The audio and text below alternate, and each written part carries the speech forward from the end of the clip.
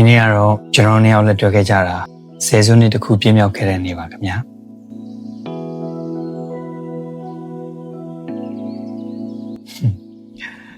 လွန်ခဲ့တဲ့10နှစ်ကဒီလိုအချိန်မှာကျွန်တော်တို့ဘာတွေဖြစ်နေမဲဆိုတာကြုံမသိခဲ့ပေမဲ့ကျွန်တော်ကြိုသိခဲ့တာတခုကတော့အကိုရဲ့လက်ကိုဆွဲထားရရင်ကျွန်တော်ဘာပြည့်စုံနေပြီဆိုတာပါပဲ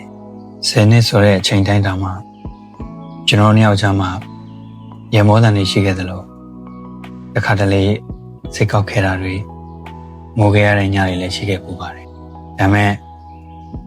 ခက်ခဲတိုင်းကကျွန်တော်တို့ပို့ပြီးခိုင်မြဲစေခဲ့တာပါကျွန်တော်ဘေးမှာရှိနေပြီလို့ကျွန်တော်ရဲ့အဆိုးဆုံးအချိန်တွေကိုအကိုနဲ့အတူကြိုဖြတ်ခွင့်ရလို့တကယ်ဝမ်းသာပါတယ်လူတွေကမေးကြတယ်ချစ်ဆိုတာဘာလဲတဲ့ပြီးတော့ယောက်ျားလေးချင်းချစ်ကြတာဘာလို့လဲတဲ့ကျွန်တော်တက်တော့ချစ်ဆိုတာနဲ့ခင်းလို့ထားလာတိုင်းကျွန်တော်အကိုရဲ့မျက်နှာကိုမြင်ရတာကျွန်တော်ပြန်မှန်းတဲ့အခါတိုင်းကိုစီရတဲ့အားပေးစကားတွေနဲ့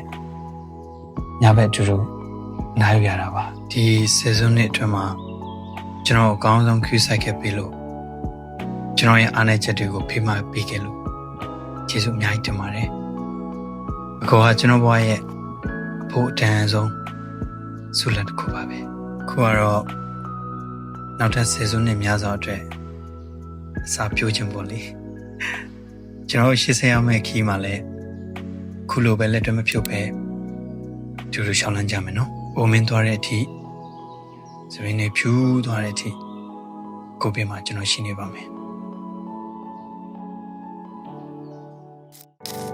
Happy 10th anniversary ပါကိုဗျ။